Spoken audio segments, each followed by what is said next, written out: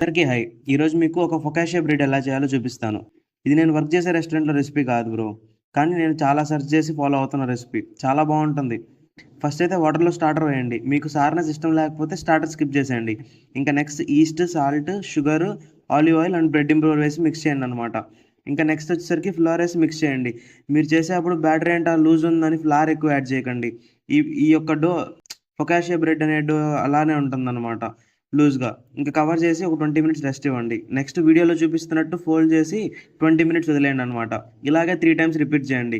ఇంకా నెక్స్ట్ మీ దగ్గర ఉన్న మౌల్డ్‌లో వేసి ఆలివ్ ఆయిల్ కూడా పైనుంచి వేసిన తర్వాత నేను చూపిస్తున్నట్టు సెట్ చేసుకోండి మొత్తం.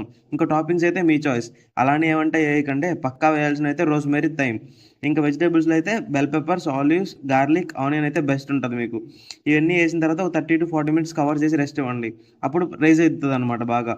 ఇంకా మీకు ఇంకా నెక్స్ట్ వచ్చేసరికి 200 డిగ్రీస్ దగ్గర 25-30 మినిట్స్ బేక్ చేయండి. బేకింగ్ నుంచి రిమూవ్ చేయగానే ఫస్ట్ చేయాల్సింది ఆయిల్ వాష్. సో సింపుల్ అనమాట ఈ రెసిపీ చేయడానికి. ఇలాంటి రెసిపీస్ కావాలంటే ఫాలో చేసి కామెంట్ చేయండి. నేను మీకు షేర్ చేస్తాను.